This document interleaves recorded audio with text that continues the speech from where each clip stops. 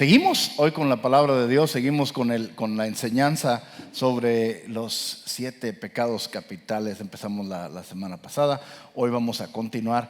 Vamos a ponernos de pie. El nombre de este pasaje, de este sermón, se va a llamar Vicio. Toda la serie se llama Vicio. Y hoy quiero hablarles de 2 de estos pecados, lo que es la ira y la envidia. La ira y la envidia, que vemos desgraciadamente lo vemos demasiado ahorita en nuestra sociedad, y entre la humanidad es algo que vemos desgraciadamente, es algo universal, ¿verdad? Que vemos en todos nosotros.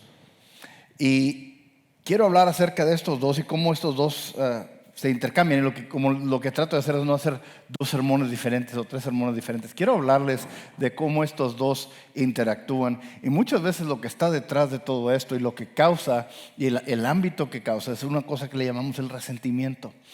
Pero vamos a tocar ese tema más en detalle. Quiero que me acompañen a Génesis capítulo 4, empezando en el versículo 1. Génesis capítulo 4, creo que un pasaje que verdaderamente, cuando estaba preparando esto, que verdaderamente sobresalió para mí, que verdaderamente toca estos temas y los toca a fondo, es el tema central, que es la envidia y la ira, es en esta historia de Génesis 4, que es la historia de Caín y Abel.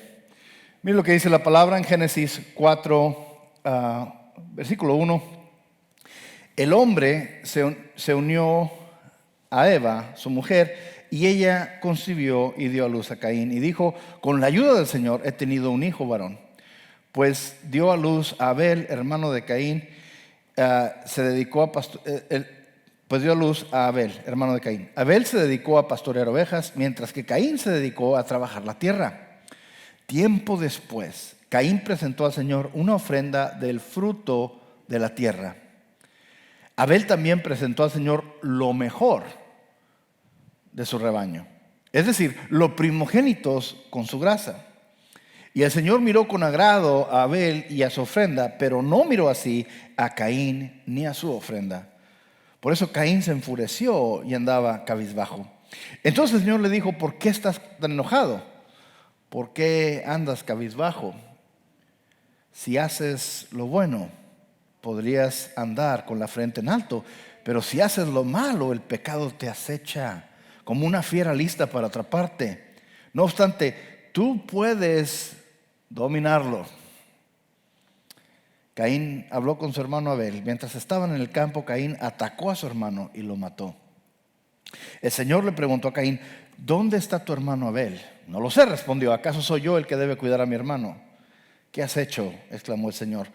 Pues desde la tierra la sangre de tu hermano reclama justicia. Por eso ahora quedarás bajo la maldición de la tierra, la cual ha abierto sus fauces para recibir la sangre de tu hermano que tú has derramado. Cuando cultives la tierra no te dará sus frutos, y en el mundo serás un fugitivo errante. Y esta es la palabra de Dios. Señor Padre, te doy gracias por tu palabra. Pido que tú te muevas en este lugar, Señor Padre, que sea tu conocimiento, que sea tu espíritu en la gente que transforme los corazones del pueblo, ya sea las personas que estén aquí presentes o las personas que estén en casa, Señor. Pido que yo mengue y que tú te engrandezcas y te ensalces, Señor, y que tú te magnifiques aquí en este lugar, Señor Padre. Que tu espíritu se mueva, y cualquier cosa que quiera atravesarse, cualquier cosa que quiera distraer de la palabra tuya, Señor, pido que tú lo reprendas, Señor. Haz tu voluntad en este lugar. Amén. Y amén. Pueden tomar asiento, mis hermanos. Entonces vemos aquí esta historia clásica, ¿verdad? Vemos la rivalidad entre hermanos, pero la vemos a un nivel mucho más grande. Y vemos esta historia repetida varias veces. Y lo vemos en la historia de José con sus hermanos, vemos en la historia de David con Saúl. Vemos esta repetición de este tipo de interacción entre las personas, y es algo que vemos hoy en nuestra sociedad mucho, ¿Por qué este grupo tiene ciertos privilegios y este grupo no tiene ciertos privilegios? ¿Por qué estas personas pueden y estas personas no pueden? ¿Y por qué ellos sí y nosotros no? Y siempre hay esta forma, esta mentalidad que desgraciadamente han traído a este país, diría yo, a la ruina. En vez de estar unidos como americanos, en vez de estar unidos como ciudadanos, estamos divididos por raza, por grupos social, por grupo socioeconómico, por esto, por lo otro. ¿Y qué es lo que dice el general Quintus Vigintus? Decía, divide et impera, dice, divide y vence. Y esa división es una táctica del enemigo. El enemigo no quiere traer unidad, él quiere traer división, quiere separarnos. Inclusive dentro de la iglesia hay este tipo de sectarismos, este tipo de grupos, este tipo de conflicto. Hay envidias, hay coraje, hay resentimiento. ¿Cuántos de ustedes saben que no importa qué tan grande y tan próspera sea la iglesia, el momento que le demos cabida al enemigo para que traiga división, ¿qué va a pasar? La iglesia se va a venir de rodillas.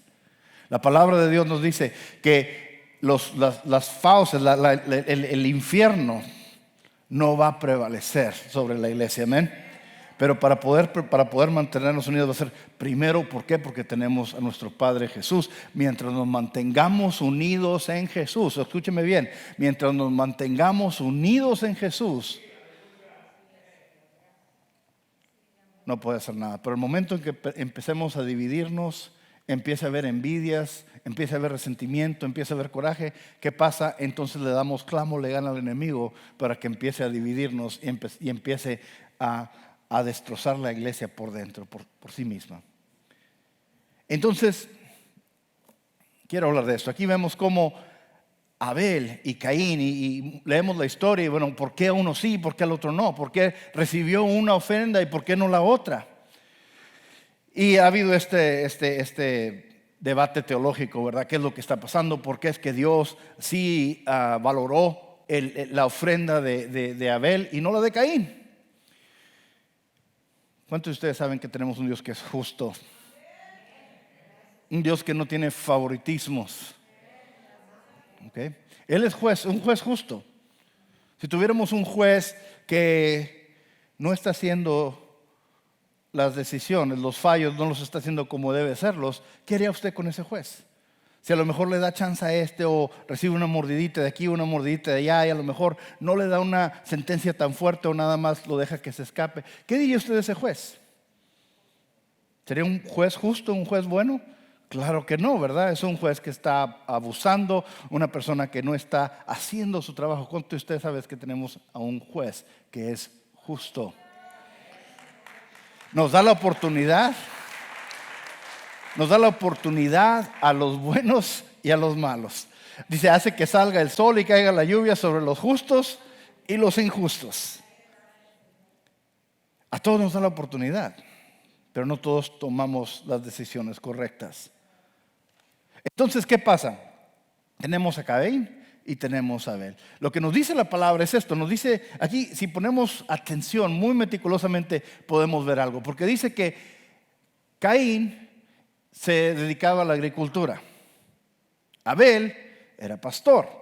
Él tenía ovejas. Pero luego vemos, si nos ponemos a ver lo que trajeron para ofrendar, fue algo diferente. ¿Qué es lo que estaba mencionando el pastor Humberto hace rato? No traerle limosna, no traerle de nuestra abundancia necesariamente. ¿Por qué? ¿Se acuerdan cuando Jesús estaba en el templo y estaba viendo que la gente estaba trayendo las ofrendas y había personas muy pudientes, ¿verdad? Y estaban trayendo ofrendas muy grandes. Y de hecho los fariseos les gustaba tocar una trompetita para que vieran que venía esta persona con todo esto y venía a entregar todo lo que Dios lo bendijo, pero también para que la gente le aplaudiera y le dieran sus palmaditas en la espalda, ¿verdad? Para que le dieran reconocimiento. Y ahí entre todos ellos venía una mujer cabizbaja, escondida, y traía, a lo mejor de esas, ¿nunca le ha tocado a usted que trae muy poquito dinero? Y a veces hasta mejor lo trae guardado en la mano y nomás lo mete mete la mano dentro del cesto nada más para que no vean lo que puso ahí adentro. O nada más me ha tocado a mí eso. Digo porque lo estoy viendo, no sé qué. No se crean. Pero ¿qué pasa? O sea, ella venía, me imagino así, o sea, a lo mejor hasta pena le daba lo que traía, porque traía dos moneditas que no tenían mucho valor. Comparado con lo que estaban trayendo los demás y la opulencia en la que venían y la atención que estaban recibiendo, ella venía con lo poco que tenía y estaba trayendo eso. Y bueno, pero ¿qué es lo que dice Jesús? Miren a esta mujer. Miren a esta mujer. Ella ha dado más que todos los demás. ¿De qué está hablando Jesús? Más como si dio la ofrenda más pequeña, más insignificante monetariamente hablando. Pero lo que dijo Jesús es esto: porque ella dio todo lo que tenía para subsistir. Los demás estaban dando de su exceso, estaban dando de su sobra.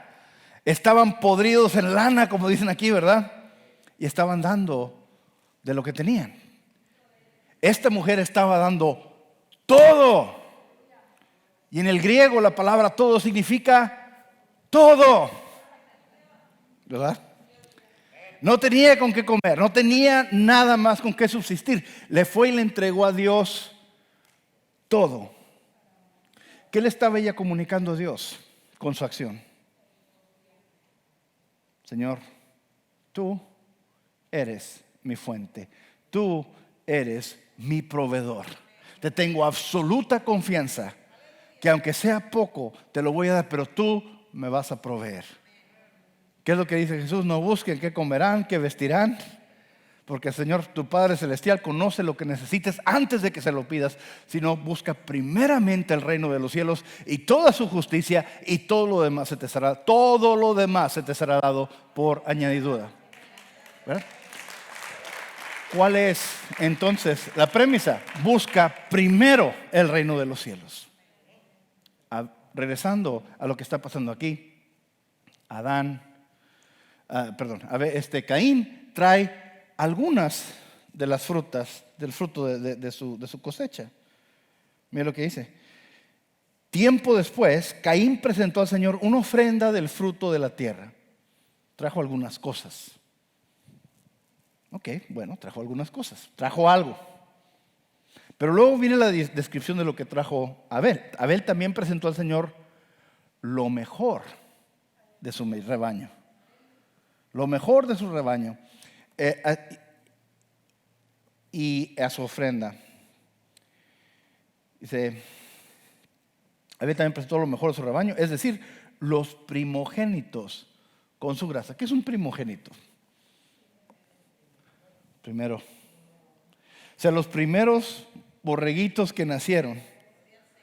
Los primeros borreguitos que nacieron, que supuestamente pues ya me dio estos primeros borreguitos. Estos borreguitos pues van a seguir y van a tener más borreguitos o sea, esa es la idea, ¿verdad?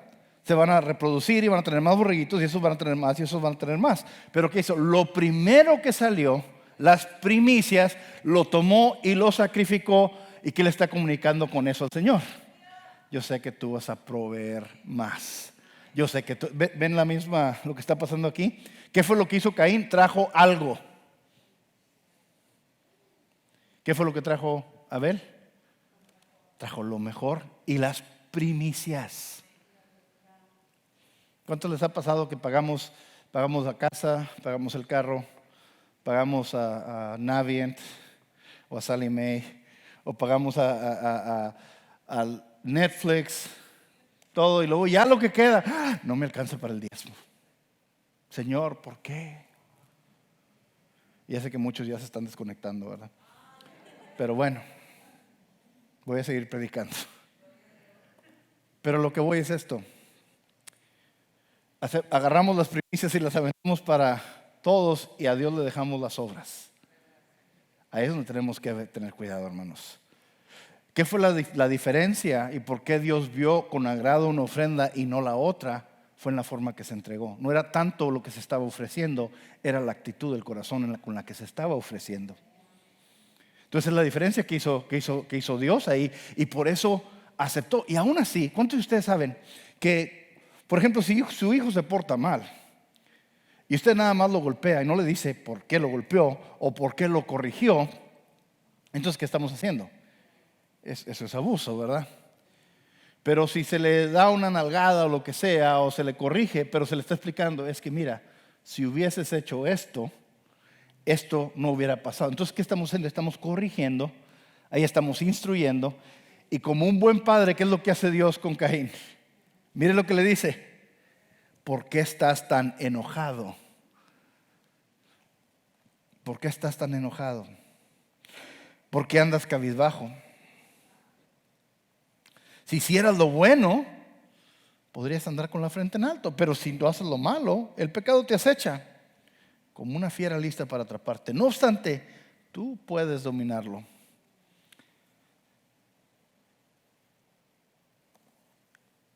Dios está aquí corrigiendo a Caín. Porque ¿qué es lo que sintió Caín? Él trajo su ofrenda y no se la aceptaron. Y Abel sí. Y Abel es el hermano menor, yo soy el mayor. Yo tengo más derechos que él. ¿Se acuerdan la historia de Esaú y Jacob? ¿Sí? ¿Se acuerdan la historia de los 11 hermanos, eran los 9 hermanos y el 10º que era José? ¿Por qué? ¿Por qué a él sí y a mí no? Entonces, ¿qué es lo que empezamos a ver ahí? ¿Por qué Dios bendició a esto y a mí no me bendició? ¿Por qué Dios contesta esta oración y no la mía? ¿Por qué Dios sana a esta persona y no sanó a esta persona? ¿Por qué esta persona se salvó, se sanó y esta persona se murió? ¿Por qué dejó Dios que yo perdiera mi trabajo mientras esta otra persona que anda haciendo todo lo malo está prosperando? ¿Cuántos se han preguntado eso? A veces Dios no lo entendemos, ¿verdad? Porque nos enfocamos tanto en el cristianismo moderno aquí en Estados Unidos se enfoca tanto en la prosperidad, ¿verdad? De que todo va a estar bien, todo va a estar color de rosa. Va a ser bendición tras bendición tras bendición tras bendición. ¿Cuántos de ustedes saben que si usted cree eso es una mentira? Eso no es el evangelio. Dios nos va a bendecir, pero no significa que no vamos a tener dificultades. Dios nos puede sanar, pero no significa que no nos vamos a morir. Porque la palabra nunca nos garantiza un día más en esta tierra. ¿Cuántos saben que Dios es un Dios soberano? Y lo que significa soberano, que tiene completa y absoluta autoridad. Pero muchas veces nosotros queremos dictarle a Dios lo que tiene que hacer. Y si no lo hace cuando nosotros o como nosotros queremos, le damos la espalda o cuestionamos su existencia. ¿Verdad? Así es que ahí es donde empezamos a entrar en esto de por qué a mí no y a él sí. ¿Por qué esta persona es bendecida y yo no? ¿Por qué esta persona, yo me merezco más eso? ¿A qué le llamamos eso? Envidia. Envidia. Y eso empieza a crear este sentimiento dentro de nosotros de no sentirnos bien, de sentirnos que hay una injusticia, sentirnos que la justicia no está haciendo. Entonces empezamos a cuestionar la justicia. Al cuestionar la justicia de la vida, la justicia de las cosas, verdaderamente ¿a quién estamos cuestionando? La justicia de Dios. ¿Por qué Dios dejó que pasara esto? ¿Por qué Dios? Empezamos a cuestionar todas esas cosas. Y después entra otra emoción, que es lo que vemos con Caín. Primero entra la envidia y después eso empieza a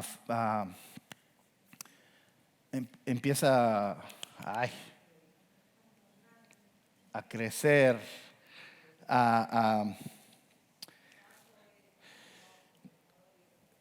estoy pensando, fermentar, se empieza a fermentar. Esa es la palabra que estaba buscando. Empieza a fermentar. ¿Qué pasa cuando algo se fermenta? Se infla, ¿verdad?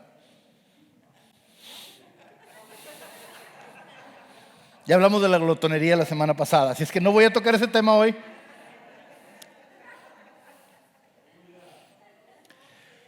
Se fermenta.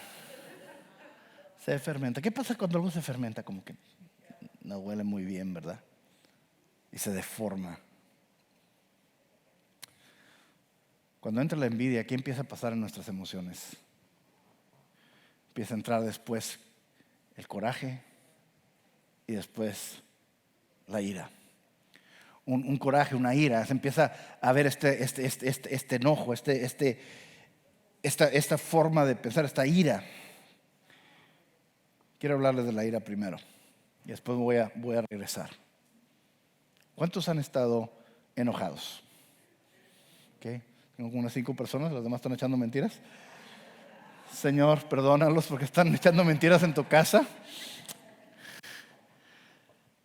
¿Cuántos se han enojado, pero así, bien enojados? ¿Cuántos se han estado tan enojados que hacen algo y dicen cosas que después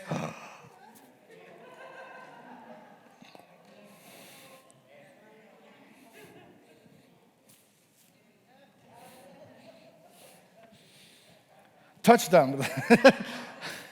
¿A cuántos les ha pasado eso? Están tan enojados que empiezan a aventarle hasta lo que sea. O sea, no necesariamente físicamente, pero ¿qué es lo que dice el Señor? No es lo que entra a la boca lo que contamina al hombre, sino lo que sale de la boca, porque lo que sale de la boca es lo que abunda en el corazón.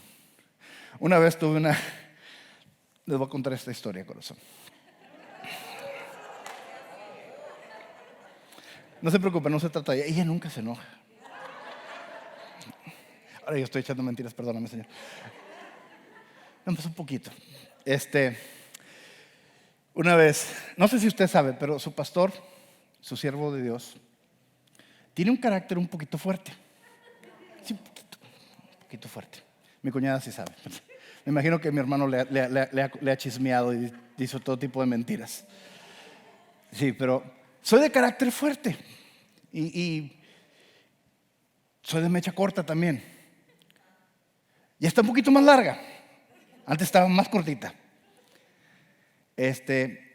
Y una vez, me acuerdo que mi hijo estaba en la escuela, estaba en la primaria, y resulta que pues, el distrito decidió cambiar la zona y le tocaba ahora ir a otra escuela, pero mi hijo estaba en un programa de bilingüe y pues como cambiaron, dijeron, pues se puede quedar aquí porque, no, pues yo quiero que termine porque pues él ya empezó, quiero que termine bien esto.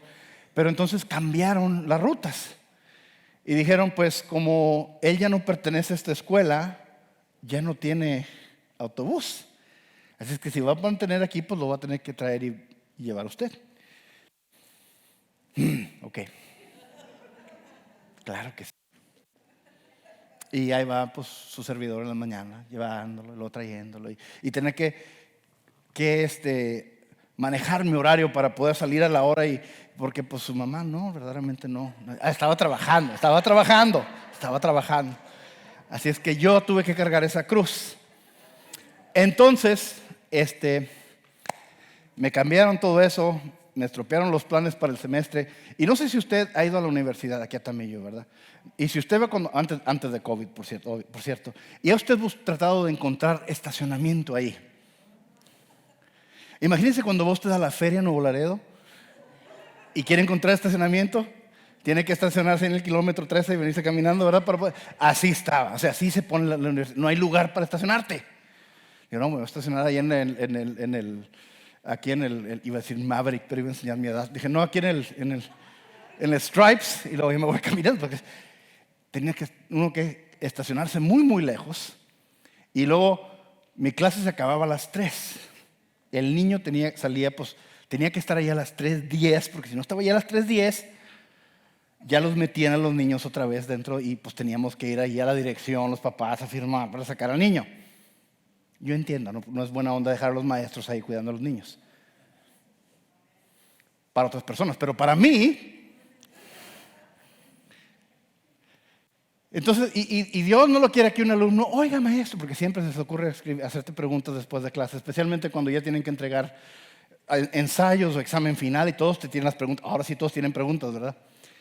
Y iba yo por mi hijo, y maestro, esto y lo otro. Sí, sí, sí. Y a ver, camina conmigo. Y llegué y ya no estaban allá afuera. Y era la segunda vez que me pasaba. Y me dice la señora que estaba ahí, me dice, es que su hijo, es que usted ya son 2 veces que viene tarde y tiene que llenar una forma y ahora va a tener que ponerlo en el programa esto y lo otro. Y yo ya venía algo frustradito, porque no me gusta llegar tarde a ningún lado. No me gusta llegar tarde. Entonces llevo frustrado, iba tarde y ya sabía que me van a regañar. ¿Y qué pasó? Dicho y hecho, me regañaron. Y mientras me está diciendo esto, nada más siento la presión así como que...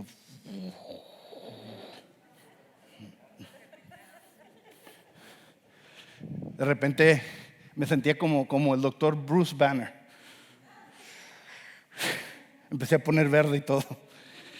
Y no digas nada, no digas nada, no digas nada.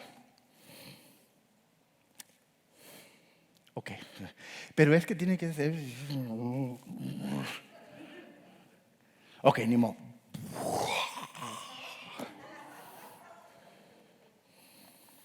Claro que no dije mucho, pero mi esposa me acusa de tener una intensidad así muy gruesa cuando me enojo.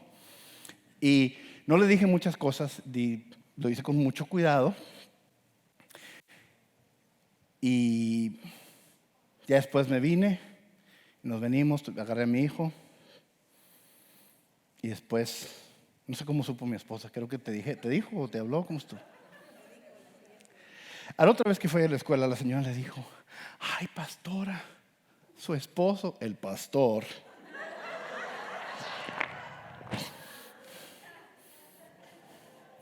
ella viene a la iglesia.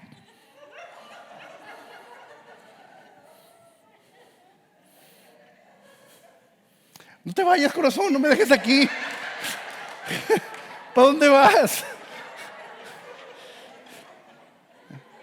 Pero el Señor no se aparta ni me abandona, yo sé que no.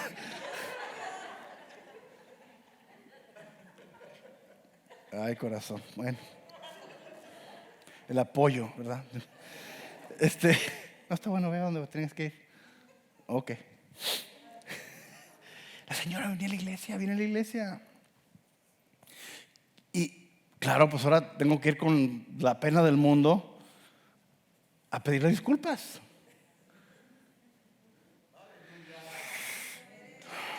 Le estoy diciendo eso, mis hermanos, porque no sé si usted ha estado en una situación similar, donde la ira le ganó, donde la ira lo hizo hacer cosas que nunca debía haber hecho. Cuando la ira lo hace decir y actuar en una manera tonta, en una manera necia, en una manera que no agrada a Dios. Al contrario, habla completamente en contra de lo que dice Dios, de lo que nos pide Dios, lo que exige Dios de nosotros. ¿Cuál es el más grande mandamiento? Amarás a Dios con todo. ¿Y cuál es el segundo? Amarás a tu prójimo como a ti mismo. ¿Cuántos saben que eso es infinitamente más difícil que el primero? Entonces en esos momentos es donde tenemos que darnos cuenta que la ira nos puede hacer tropezar y nos puede hacer cosas muy, muy, muy malas. Si decidimos perder el control, ¿verdad? Tengo muchos pacientes que me los mandan para darles clases de manejo de enojo, ¿verdad? El manejo de ira. Y muchos, no, ¿por qué hiciste eso? No, pues es que me dio coraje. No, pues es que estaba enojado. Y esa es la excusa, estaba enojado. Y una de las cosas que les tengo que enseñar es, el enojo es un sentimiento. Golpear a alguien es una acción. Romper algo es una acción. Ofender a alguien es una acción. ¿Cómo nos vamos de un sentimiento a una acción? Lo que me están queriendo presentar muchas veces, y muchas veces nosotros mismos nos queremos convencer de que esto me hizo hacer esto, y es más bien una excusa. El sentir coraje es una emoción. El actuar sobre ello Eso es otra cosa completamente diferente. Y ahí es donde tenemos nosotros como cristianos aprender a detener eso y que no nos ciegue y no cruzar esa línea. Ahí es donde entra la madurez. Ahí es donde entra la disciplina. Es una palabra que no nos gusta decir. Disciplina. Mire lo que dice el hombre más sabio del mundo. En Proverbios, el rey Salomón escribe, Proverbios 29:11, el necio da rienda suelta a su ira, pero el sabio sabe dominarla. ¿Qué creen ustedes que requiere más disciplina? ¿Dejar que su ira lo consuma o aprender a mantenerla bajo control? ¿Qué es lo que nos dice Pablo? Capturar todo pensamiento y someterlo a Cristo, ¿verdad? Son las cosas que tenemos que aprender a hacer. Santiago nos dice esto. Santiago 1:9. Mis queridos hermanos, tengan presente esto. Todos deben estar listos para escuchar y ser lentos para hablar y para enojarse. Déjenme leerse de nuevo por si no les cayó el 20. Mis queridos hermanos, tengan presente esto. Todos deben estar listos para escuchar y ser lentos para hablar y para enojarse. Pues la ira humana no produce la vida justa que Dios quiere. Por esto, despójense de toda inmundicia y de la maldad que tanto abunda, para que puedan recibir con humildad la palabra sembrada en ustedes, la cual tiene poder para salvarles la vida. ¿Ven lo que dice aquí? Está tremendo lo que dice aquí Santiago. Listos para escuchar y lentos para hablar y lentos para enojarse. Listos para escuchar. Fue, creo que Winston Churchill, que decía, uno de mis oradores favoritos, ¿verdad? Este hombre tenía una habilidad tremenda para sus discursos. Era el primer ministro de Inglaterra durante la Segunda Guerra Mundial. Y una de las cosas que dijo, dice, uno necesita mucha valentía para poder ponerse de pie y hablar, pero se necesita más valentía para sentarse y escuchar. ¿Qué es lo que decía Jesús? Todo aquel que tenga oído, que oiga. ¿Cuántos de ustedes han visto? Todo aquel que tenga boca, que hable. No, ¿verdad? ¿Qué dice? El que tenga oído, que escuche. Cuando nosotros estamos hablando, estamos regurgitando algo que ya sabemos. Esté bien o está mal. Cuando nosotros estamos escuchando, podemos aprender algo que no conocíamos antes. Entonces tenemos que aprender a escuchar. Y no escuchar para callar la boca a la otra persona.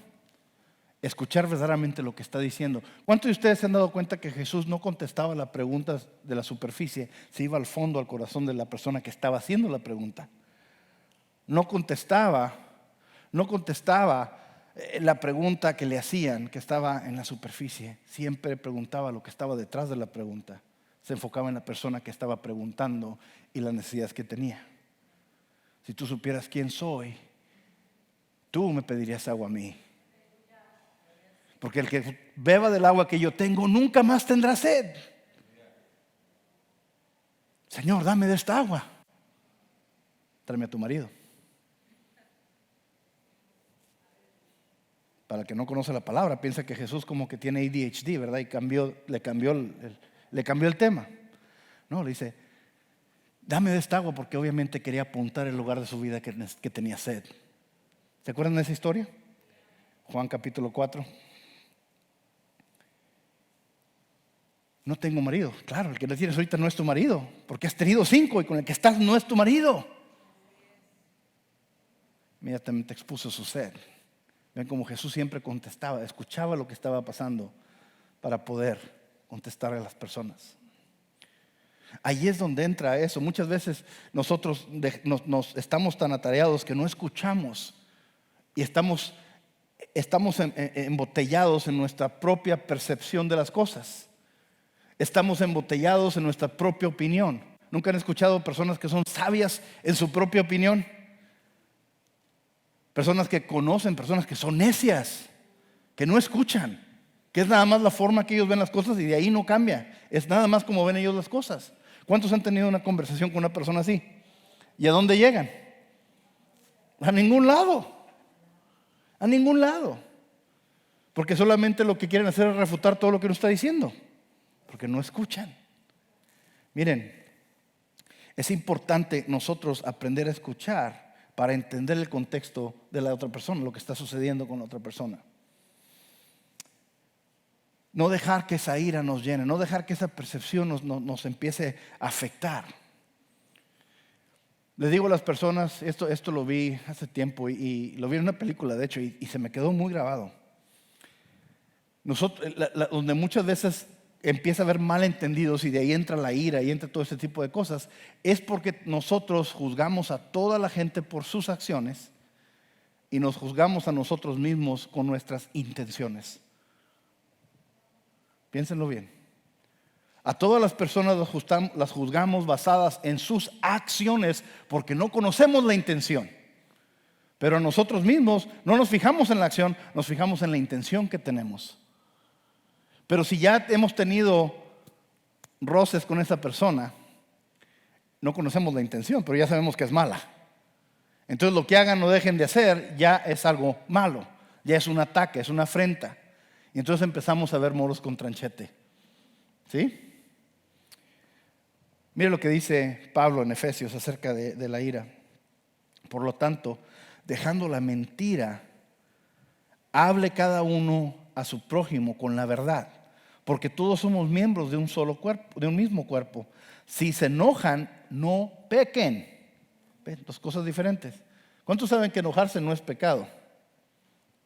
Basado en esto son dos cosas diferentes. El enojarse no es pecado. El pecado es actuar sobre el enojo, darle rienda suelta al enojo. No permitan que el enojo les dure hasta la puesta del sol, ni den cabida al diablo. El que robaba, que no robe más, sino que trabaje honradamente con las manos para tener que compartir con los necesitados. Eviten toda conversación obscena, por el contrario, que sus palabras contribuyan a la necesaria edificación y sean de bendición para quienes escuchan. No agravien al Espíritu de Dios con el cual fueron sellados para el día de la redención. Abandonen toda amargura, ira y enojo, gritos y calumnias, toda forma de malicia. Más bien, sean bondadosos y compasivos unos con otros y perdónense mutuamente, así como Dios los perdonó a ustedes en Cristo. La ira, no nos esté enojado, en ese momento no perdonamos. Una de las cosas cuando yo estoy trabajando con mis pacientes que les han hecho cosas y han pasado por abusos y han pasado por todo tipo de atropellos, todos sabemos cuál es la solución, ¿verdad? La solución para una persona que ha pasado por todo esto es simple y sencillamente perdonar. Pero si yo como terapeuta les digo que tienen que perdonar, ¿saben lo que va a pasar?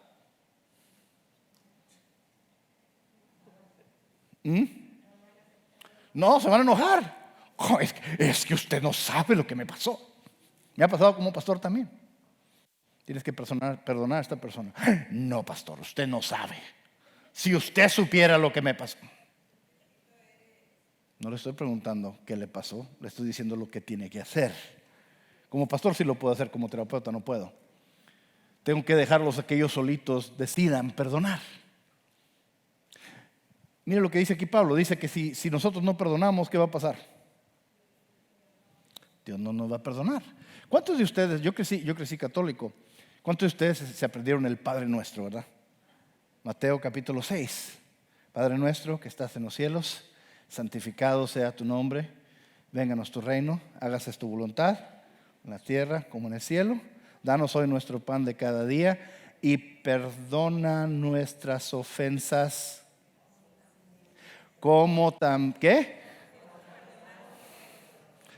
¿Cuántos se pusieron a meditar eso cuando estábamos diciéndolo? Al menos yo no, yo me lo sabía de memoria, lo podía decir rápido, pero no estaba meditando en lo que estaba diciendo. Perdona nuestras ofensas como también nosotros perdonamos a los que nos ofenden. Líbranos del mal.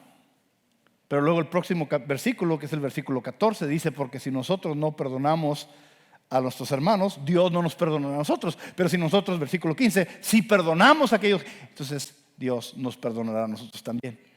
Si lo dice 3 veces en el mismo pasaje, ¿qué tan importante crees que es esto? Muy importante. Cuando nosotros no queremos perdonar a alguien, y es lo que le digo a mis pacientes cuando ya quieren tomar ese paso para aprender a perdonar o para darse permiso para perdonar, lo que pasa es esto. ¿Cuántos han estado ustedes enojados con alguien? Ok. Ahora sí, ya tengo muchos honestos. ¿Tú has estado enojado también? Ok. Pero ¿cuántos se han rehusado a perdonar? ¿Verdad? ¿O han batallado con eso? ¿Por qué no queremos hacer eso? Qué bueno que preguntó. Porque sentimos tan heridos, tan dolidos por lo que sucedió, que si perdonamos a esa persona, entonces esa persona queda libre e impune y no le va a pasar nada. No va a encarar la justicia, ¿verdad? Entonces, el no perdonar nos da un sentido falso de control, de que, pues yo traigo la cadenita aquí.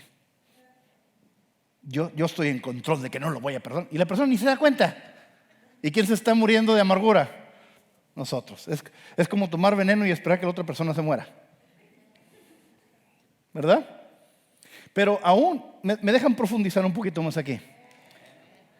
Cuando nosotros pensamos que tenemos nosotros que ser el juez y mantener esa cadena, lo que le estamos comunicando a Dios es, ¿sabes qué, Dios? No te confío que tú hagas justicia. Así es que la voy a hacer yo.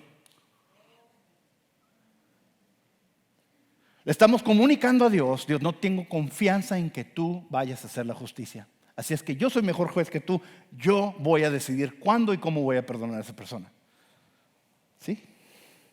La semana que entra voy a hablar del orgullo. Así que no se lo pierda. Pero ven cómo funciona esto. Porque ¿qué es lo que dice el Señor? La batalla me pertenece a mí. La victoria me pertenece a mí. ¿Quién es el juez? Él es. Entonces esa ira, ese coraje es cuando nosotros le damos cabida a nuestras emociones, le damos rienda suelta a nuestras emociones y actuamos sobre ellas. Muchos dicen, bueno, Jesús se enojó también. Jesús se enojó y estaba volteando mesas, e hizo un látigo de cuerdas y estaba sacando a los que estaban vendiendo cosas en el templo. Pero él estaba haciéndolo porque tenía un propósito. Estas personas que estaban vendiendo en las áreas que estaban designadas para los gentiles. Y era donde los gentiles venían a adorar a Dios, al Dios verdadero, siendo gentiles. Pero los judíos habían hecho un club social tan importante que ya no les importaban los gentiles. Entonces esas áreas donde podían llegar los gentiles a adorar al Dios verdadero, hicieron un mercado ahí. Por eso cuando les dice, mi casa será una casa de oración, no está diciendo, no hagan esto en mi casa. Lo que está diciendo, porque él estaba citando una escritura original donde dice, una casa de oración para todas las naciones. El contexto de lo que estaba diciendo Jesús, ustedes están discriminando a esta gente que puede entrar y debe estar también adorándome. No le están dejando espacio para que vengan. Que habla del orgullo y eso, pero no podemos darle rienda suelta a nuestras emociones. La ira es una mala costumbre, es un mal hábito. Soy muy enojón, es que yo así soy muy enojón. Ok, pues yo no quiero ir a trabajar, pero tengo que ir, ¿verdad? Yo no quiero hacer eso, pero tengo que hacer. O sea, es que soy muy enojón. O sea, ya es como que cuando una persona me dice, es que yo sí soy. ¿Y vas a cambiar o vas a seguir así? Porque una persona me dice eso, me está dando una excusa, ¿verdad? Es que sí soy. Es que ese es mi carácter. Ok, qué bueno que tienes ese carácter. ¿Qué vas a hacer? Porque todos tenemos carácter. Todos nos enojamos. ¿sí? Toque la situación correcta o la situación correcta en cualquier persona, inmediatamente esa persona se va a enfurecer. Entonces, esa es la ira. No podemos dejar, iglesia, no podemos dejar que la ira nos domine en ningún momento. No podemos dejar eso. Nuestro deber es amar, no odiar. Inclusive, si nosotros venimos a la iglesia, como está diciendo el pastor Humberto, nos decimos cristianos, pero estamos viviendo como todos los demás. Y venimos y hacemos nuestras ofrendas y traemos. ¿Qué es lo que dice Jesús? Si traes tu ofrenda ante el altar y traes y tienes algo contra tu hermano, ve y arréglalo primero, ¿verdad? Quiero hablarles ahora acerca de lo que puede causar esta ira, la envidia. La envidia, ¿qué es lo que estaba pasando con Caín? La ira lo llevó a matar a su hermano, cometer fratricidio, mata a su hermano. Pero lo que lo causó fue la envidia, sentir que estaba dándole favor a uno y no al otro. Y eso lo veo bastante en la iglesia también. Vemos cómo esta persona así, esta persona acá, y estamos inmediatamente comparando notas. ¿Qué es lo que nos dice la palabra de Dios? Para empezar, vamos a los 10 mandamientos. Ya les había dicho esto hace poco, ¿verdad? Uno de los mandamientos es: no codicies ni el asno, ni la mujer, ni la casa, ni nada de lo de tu vecino. No te estés comparando con la gente. Enfócate en tu relación con Dios. Deja de compararte con los demás. Porque el momento que caemos en la trampa de estar codiciando y comparándonos, entonces entra la envidia. Es donde entra la envidia. ¿Qué es lo que le dice Dios a Caín? Si hicieras lo bueno, tú también serías aceptado. Pero si haces lo malo, luego le dice algo tremendo: el pecado está acechándote a tu puerta, está acechándote, está buscándote, está a tus pies, a tu puerta. El momento que tú le des cabida, te va a brincar encima. Dice, pero tú lo debes de controlar, tú lo puedes controlar. ¿Cuántos de ustedes saben que eso aplica para todos nosotros? El pecado ahí va a estar. Muchos queremos que Dios nos saque del pecado. No, el pecado siempre va a estar ahí. Nosotros tener que hacer la decisión de no pecar. Mire, y ahí vemos cómo esa envidia empezó a crecer en el corazón de Caín, que lo llevó al punto de matar a su hermano. Eso fue lo que empezó a sentirse que no era justo lo que estaba pasando. Muchas veces nosotros nos sentimos de esa manera. Pero miren, hay otra escritura, 1 Samuel 18:1. Dice esto: una vez que David y Saúl terminaron de hablar, Saúl tomó a David a su servicio y desde ese día no lo dejó volver a casa de su padre. Esto fue inmediatamente después de haber matado al gigante Goliat. Jonatán, por su parte, entabló con David una amistad entrañable y luego llegó a quererlo como a sí mismo. Tanto lo quería que hizo un pacto con él. Se quitó el manto que llevaba puesto y se lo dio a David. También le dio su túnica y aún su espada, su arco y su cinturón. Cualquier encargo que David recibía de Saúl lo cumplía con éxito, de modo que Saúl lo puso al mando de todo su ejército, con la aprobación de los soldados de Saúl hasta de sus oficiales. Ahora bien, cuando el ejército regresó, después de haber matado David al filisteo, de todos los pueblos de Israel salían mujeres a recibir al rey Saúl. Al son de las liras y panderetas cantaban y bailaban y exclamaban con gran regocijo: Saúl mató a sus 1000, pero David a sus 10,000. Disgustado por lo que decían, Saúl se enfureció y protestó: a David le dan crédito por 10,000, pero a mí por 1000. Lo único que falta es que le den el reino. Y a partir de esa ocasión, Saúl empezó a mirar a David con recelo. Miren, al día siguiente el espíritu maligno de parte de Dios se apoderó de Saúl, quien cayó en trance en su propio palacio. Andaba con una lanza en la mano y mientras David tocaba el arpa, como era su costumbre, Saúl se la arrojó pensando: a este lo clavo en la pared. 2 veces lo intentó, pero David logró esquivar la lanza. Saúl sabía que el Señor lo había abandonado y que ahora estaba con David. Por eso tuvo temor de David y lo alejó de su presencia, nombrándolo jefe de 1000 soldados para que dirigiera el ejército en campaña. David tuvo éxito en todas sus expediciones porque el Señor estaba con él. Al ver el éxito de David, Saúl se llenó de temor. Pero todos en Israel y Judá sentían gran aprecio por David porque él los dirigía en campaña. Miren la historia que está pasando aquí. Es una historia muy trágica verdaderamente. ¿Quién era Saúl? Saúl era el rey, fue el primer rey de Israel. ¿Quién lo escogió? Dios lo escogió. ¿Quién lo ungió? Samuel. Ya estas son preguntas de escuela dominical, ¿verdad? Samuel. Punto para este grupo. Vemos esa historia ahí. ¿Quién lo escogió como rey? Dios. ¿Quién lo ungió? Samuel. ¿Qué le faltaba? Nada. Se le dio la misma oportunidad que se le dio a David. A David vino porque Saúl falló. Saúl estuvo trabajando, no salía de su propia bajo autoestima. Se creía muy poca cosa. Eso se los dejo de tarea.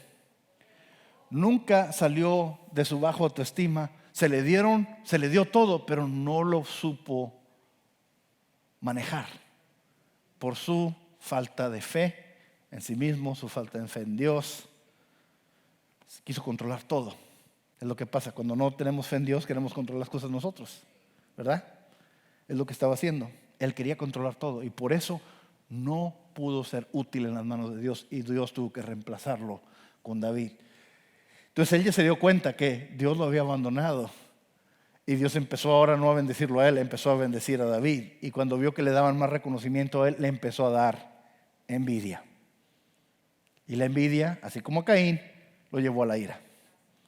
Lo vemos con los hermanos de José, ¿verdad?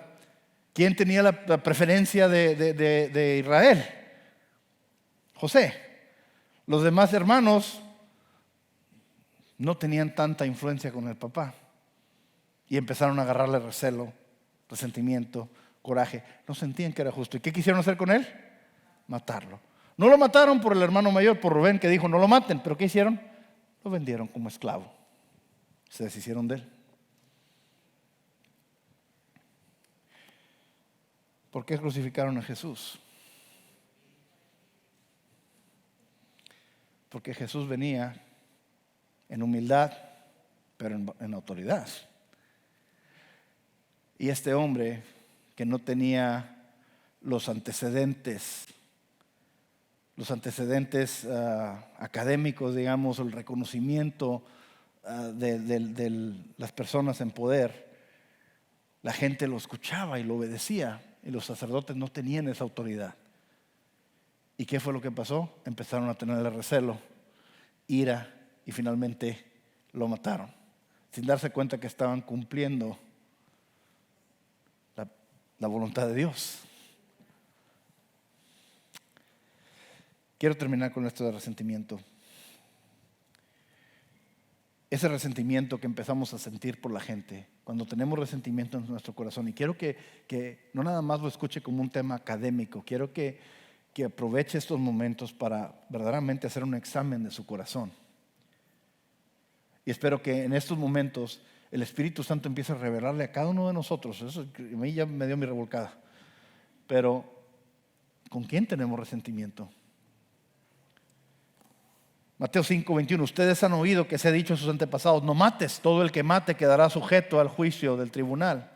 Pero yo les digo que todo el que se enoje con su hermano, se enoje sin necesidad, su hermano, y quedará sujeto al juicio del tribunal. Es más, cualquiera que insulte a su hermano quedará sujeto al juicio del consejo, y cualquiera que lo maldiga quedará sujeto al fuego del infierno. Por lo tanto, si estás presentando tu ofrenda ante el altar y ahí recuerdas que tu hermano tiene algo contra ti, deja tu ofrenda ahí delante del altar. Ve primero y reconcíliate con tu hermano. Luego vuelve y presenta tu ofrenda. Miren lo que dice aquí. si te das cuenta, mire lo que dice, si te das cuenta que tu hermano tiene algo contra ti. Fíjese lo que no dice. Si te das cuenta que tú tienes algo contra tu hermano. Que si tu hermano tiene algo contra ti. En otras palabras, muchas veces nosotros sentimos que no hicimos nada mal, pero la otra persona está molesta, ¿verdad? Aquí es donde está un poquito más difícil. Quiero que entiendan la profundidad de lo que está diciendo Jesús. Si nos damos cuenta que alguien está disgustado con nosotros, no tanto que nosotros le traigamos coraje a alguien. Si esta persona está disgustada, es que es un poquito, creo que es más sensitivo eso. Deja tu ofrenda, ve y arregla las cosas y después regresa. No es claro, obviamente si nosotros tenemos algo en contra de alguien, hay que arreglarlo. Pero si vemos que alguien tiene en contra, vayamos nosotros también a arreglarlo. Ser humildes. El antídoto de esto es la humildad. El antídoto de la ira y del resentimiento es la confianza en Dios, es la persona de Jesús. Mire lo que dice Gálatas 5:19. Las obras de la naturaleza pecaminosa se conocen bien: inmoralidad sexual, impureza, libertinaje, idolatría, brujería, odio, discordia, celos, arrebatos de ira, rivalidades, disensiones, sectarismos y envidia, borracheras, orgías y otras cosas parecidas. Les advierto ahora que como lo hice antes, que los que practican tales cosas no heredarán el reino de Dios. En cambio, el fruto del Espíritu es amor, alegría, paz, paciencia, amabilidad, bondad, fidelidad, humildad y dominio propio. No hay ley que condene estas cosas. Los que son de Cristo Jesús han crucificado la naturaleza pecaminosa con sus pasiones y deseos. Vamos a ponernos de pie para concluir, mis hermanos.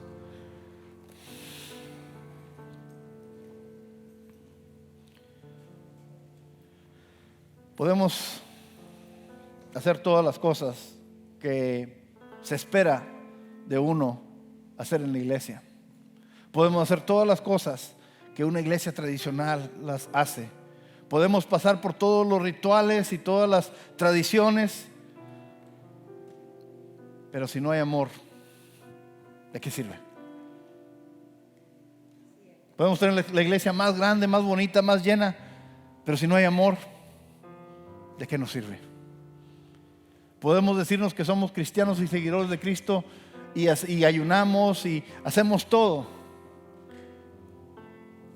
y seguimos todas las reglas, pero si no hay amor, si no perdonamos, ¿de qué nos sirve? Voy a concluir con este pasaje, 1 Corintios 13. Y aquí está Pablo escribiéndole a la iglesia. Si hablo en lenguas humanas y angelicales, pero no tengo amor, no soy más que un metal que resuena o un platillo que hace ruido. Si tengo el don de profecía y entiendo todos los misterios y poseo todo conocimiento, y si tengo una fe que logra trasladar montañas, pero me falta el amor, no soy nada. Si reparto entre los pobres todo lo que poseo y entrego mi cuerpo para que lo consuman las llamas, pero no tengo amor, nada gano con eso. El amor es paciente, es bondadoso. El amor no es envidioso, ni jactancioso, ni orgulloso. No se comporta con rudeza, no es egoísta, no se enoja fácilmente, no guarda rencor. El amor no se deleita en la maldad, sino que se regocija con la verdad. Todo lo disculpa, todo lo cree, todo lo espera, todo lo soporta. Más claro no se los puedo decir, mis hermanos. Esta es la palabra de Dios. La falta de amor, eso es lo que nos hace tropezar. La falta de amor es lo que nos hace enfocarnos en nosotros mismos y querer controlar las cosas, y es donde caemos en la envidia y en la ira.